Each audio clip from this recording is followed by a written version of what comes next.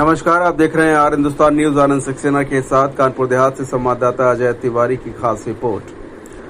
Kanpur Dehat Bharatiya Janata party इन दिनों भीतरी खींचतान से जूझ रही है। जिले की सियासत में सांसद देवेंद्र सिंह भोले और प्रदेश सरकार के राज्य मंत्री प्रतिभा शुक्ला के बीच ठनी हुई जंग अब नए मोड़ पर है।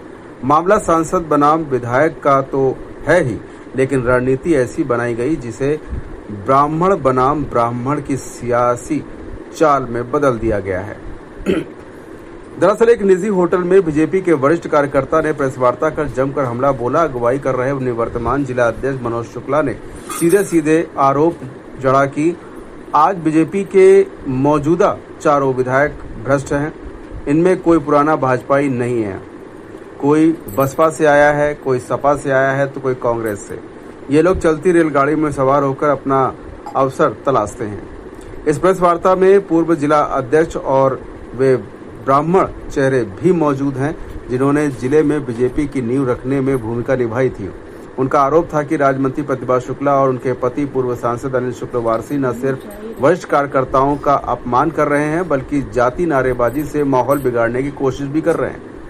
ये बात सभी जानते हैं कि इस प्रेस वार्ता के पीछे का चेहरा कोई और नहीं बल्कि भारतीय जनता पार्टी के सांसद देवेंद्र सिंह भोले हैं।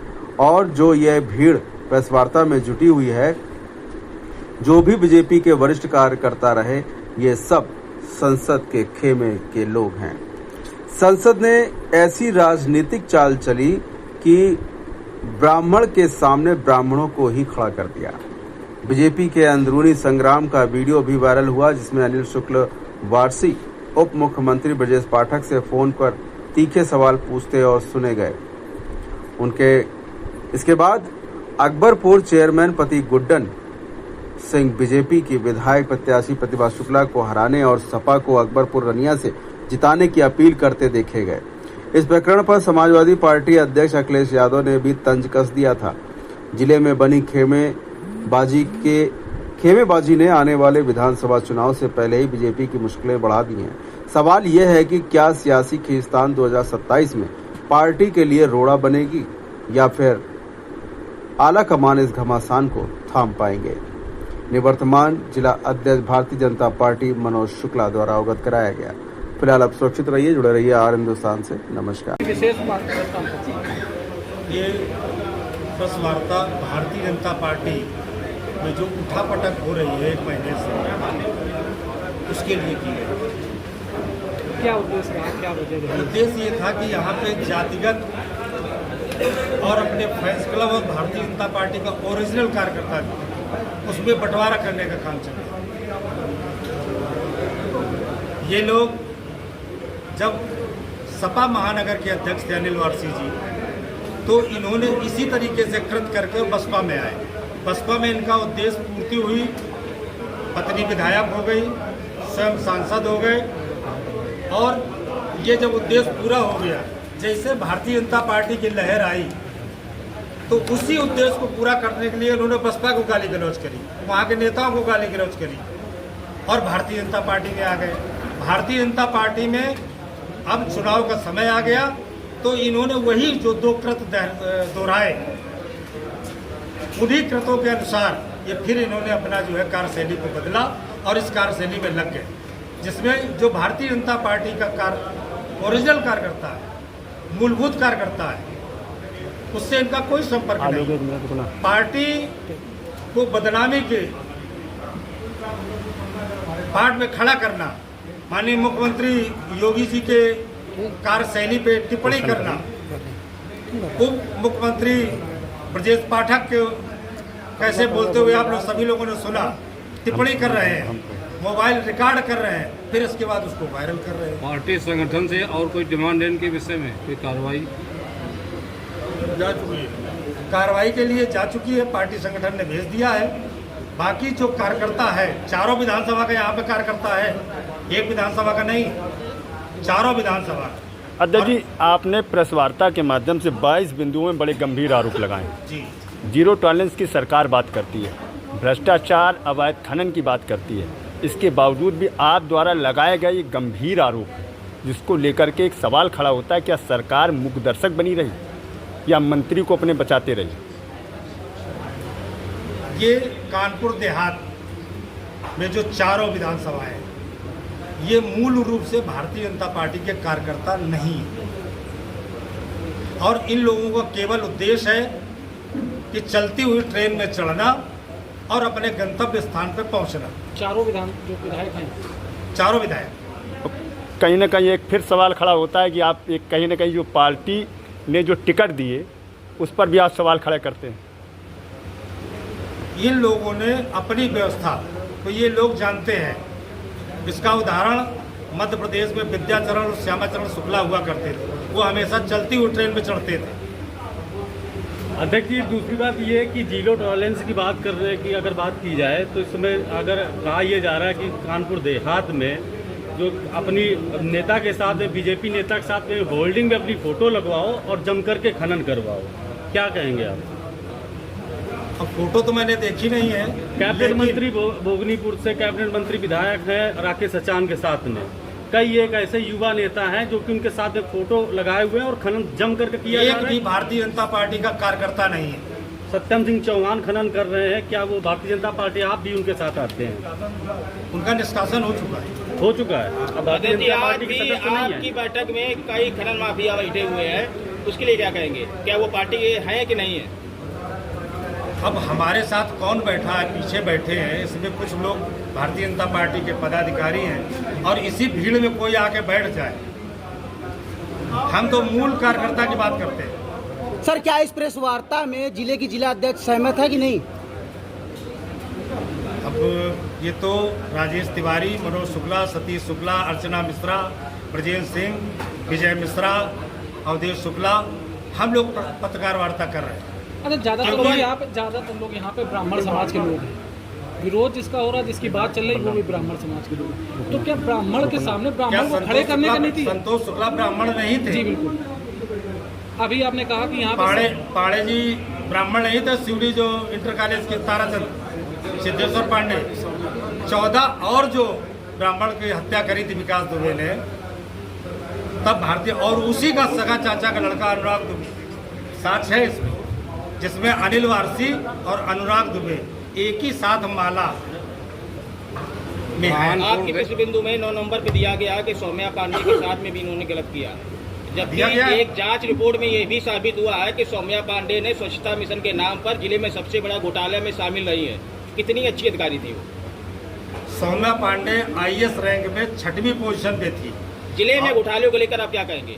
स्वच्छता मिशन के नाम पर बहुत बड़ा घोटाला हुआ है। जनप्रतिनिधि उसमें इन्वॉल्व थे, विधायक प्रधान इन्वॉल्व थे, जो सप्लाई कर रहे थे वो इन्वॉल्व। डोंगल से पैसा उनके कार्यालय विकास भवन से निकाला गया, प्रधानों का सौम्या पांडे के कार्यालय विकास भवन से निकाला गया। उस पूरा आरोप सौम्या पांडे बता, इसकी पुष्टि भी हुई है। पुष्टि में क्लीन हुई है, पुष्टि जो जांच पुष्टि है उसमें क्लीन जांच हुई है। प्रमुख सचिव पंचायती राज जिन्होंने इसकी जो जांच की थी मनोज कुमार ने, उसमें साफ साफ ये था कि जिला अधिकारी और मुख्य विकास अधिकारी जो एक संरक्षक के तौर पर होते हैं, एक अध्यक्ष होता है, एक सचिव होता है, उनकी बगैर मतलब जानकारी के इतना बड़ा खेल नहीं हो सकता। उन्होंने भी इनकी भूमिका को संदिग्ध माना था। ये जांच में है उनकी, उन्होंने शासन को ये रिपोर्ट भेजी थी। लेकिन आज वो जहाँ पे है पद पे अपने दायित्व पे है, अगर जांच में कहीं फंसी होती तो उनको दायित्व न मिलता। चारों विधायक बीजेपी के हैं, कार्यशैली से संतुष्ट नहीं है। कौन? आप नहीं, आपकी पार्टी के हैं, आपके पार्टी के विधायक भारतीय जनता पार्टी से MLA है जी। इसके पहले मैं आपको बता चुका हूँ कि इन लोगों का अपना उद्देश्य पूर्ति के लिए, क्या भारतीय जनता पार्टी में दूसरे कार्यकर्ता नहीं है, केवल फैंस क्लब ही है। आप जिला अध्यक्ष रहे, आपके पास पावर था, क्या कभी आपने इस टाइप की शिकायत आप ऊपर की अपने विभाग में? पार्टी बताया आपने, सुना नहीं? नहीं सुना। रात में एक राज्य मंत्री के पति कैबिनेट मंत्री को गाली दे रहे हैं, आप ही लोगों ने चलाया, किसी दूसरे नहीं चलाया। वर्तमान भाजपा नेता है, अकबरपुर चेयरमैन प्रतिनिधि है, उनका एक वीडियो वायरल हो रहा है जिसमें बोलते नजर आ रहे प्रतिभा राव, राम प्रकाश कुशवाहा, उसके साथ में वर्तमान बीजेपी जिला अध्यक्ष अविनाश सिंह चौहान पर गंभीर आरोप लगाने के साथ में पार्टी पर सवाल खड़े करना है, इसके लिए क्या कहेंगे? आपने 2019 में लिखा है, 2019 में कितने ऑडियो वायरल हुए? वीडियो वायरल है। हम ऑडियो की बात कर रहे हैं, वीडियो की भी बात कर रहे हैं, और आप ही लोग वायरल करो, कोई दूसरा नहीं वायरल। जी जी। अच्छा, एक बिंदु वार्ता के दौरान ये भी आया कि जो मेडिकल कॉलेज है वहाँ पर ये बैठ गए या कुछ उससे, लेकिन गांव से आदमी आता है, मरीज आते तीमार है, लेकिन कोई भी व्यवस्था नहीं है। इस बारे में आप क्या आश्वासित करेंगे? अब इसमें हम लोग जो है अधिकारियों के साथ बैठेंगे और वहाँ की व्यवस्था सुचारू रूप से चले, लूट घसोट बंद हो, जनप्रतिनिधियों का हस्तक्षेप कम से कम हो।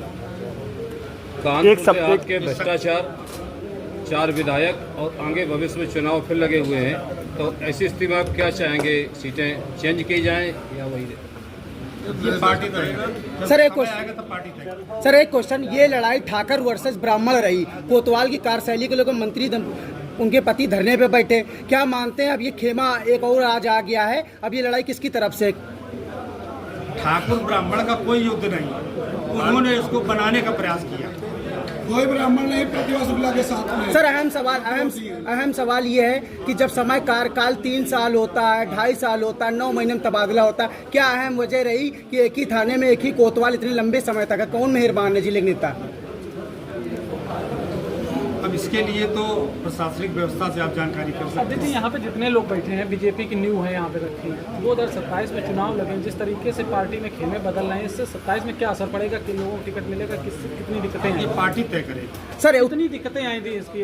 कोई दिक्कत नहीं आएगी। अच्छा, क्या इस भारतीय जनता पार्टी का मूल कार्यकर्ता है, वो पार्टी के लिए जी जान से लगेगा। इस जो 2027 का इलेक्शन आने वाला है, क्या इस जो है मन से आप जो प्रशासन, आपके जो पार्टी के वरिष्ठ नेता हैं, उनसे ये मांग कर रहे हैं कि जो पार्टी के ही लोगों को टिकट दिया जाए, बाहरी लोगों को टिकट न दिया जाए? ये विषय पार्टी तय करेगी।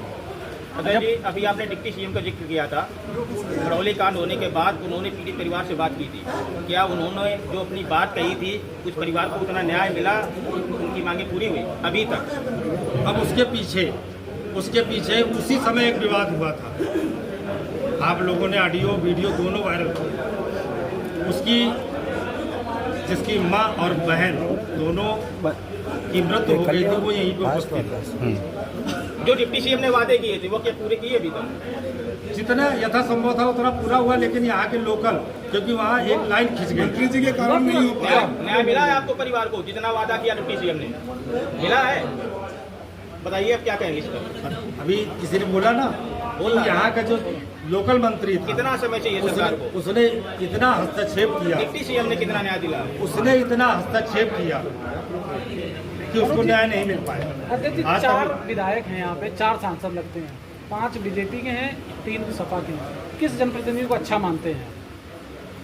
मतलब किस जनप्रतिनिधि को अच्छा मानते हैं आप? 4 विधायक हैं यहाँ पे, 4 ही सांसद लगते हैं, कौन हम सबसे जिस अच्छा मानते विचारधारा में काम करते हैं, हम उसी विचारधारा के सांसद को अच्छा मानते हैं। आखिरी सवाल, यूपी के अलग अलग जिलों से बीजेपी नेताओं की जो जमीन पे रहते, जनता के बीच में रहते, तस्वीरें हैं कि अधिकारी उनकी सुनते नहीं है। आज इतने लोग यहाँ इकट्ठा हुए कानपुर देहात में, क्या मानते हैं अधिकारी आप लोगों की सुनते हैं? 100% सुनते हैं। ठीक है, धन्यवाद। राज्य मंत्री भूटान शर्मा उतार रहे हैं, मंत्री उत्तर प्रदेश सरकार के अध्यक्ष जी, सब बैठ। ये भारतीय जनता पार्टी बौद्धिक और तपस्वी लोगों की पार्टी कही जाती है, और बेदाग छवि वाले को सम्मान दिया जाता है और पदस्थ किया जाता है। वर्तमान में जो जिलाध्यक्ष हैं, तो उन पर क्या पार्टी ने कोई विचार नहीं किया, जबकि उन पर पूर्व सरकार में अवैध शराब घोटाले को लेकर के मुकदमा लिखा हुआ है और ज़्यादा समय भी नहीं हुआ और पार्टी की जिलाध्यक्ष मनोनीत की गई? इस बारे में आप क्या करेंगे? आपके पास साक्ष्य है? हाँ जी, बेड़ा मलासा ब्लॉक में पड़ता बरौर थाने मुकदमा लिखा हुआ है। अब तो अभी तक आप इतने 7 महीने से क्या कर रहे हैं? जब आपके पास साक्ष्य, आप देखिए ना, आपकी पार्टी, मैं तो पत्रकार हूँ अध्यक्ष जी, आप जब आपके देखिए पास साक्ष्य है, पार्टी तपस्वी लोगों की है। अध्यक्ष जी, आपने यहाँ पर एक चपरघटा पावर प्लांट की बात कही, तिवारी जी, चपरघटा पावर प्लांट की बात कही थी, जिसमें आपने बड़ा गंभीर आरोप लगाया कि वो ज़मीन कितने में खरीदी गई और कितने में बेची गई, जिसके प्रमाण भी आपने कहे कि प्रमाण भी हैं, लेकिन क्या वजह है कि कार्रवाई नहीं हुई? कहाँ उसको जो है क्या कहते हैं संरक्षण मिल रहा है? कौन लोग संरक्षण दे रहे हो रही है? जिले से होके गई, कमिश्नर साहब के आ गए, कमिश्नर साहब ने जो है ECS को भेजी और माननीय मुख्यमंत्री जी ने उसको संज्ञान में लिया। ठीक, चलो।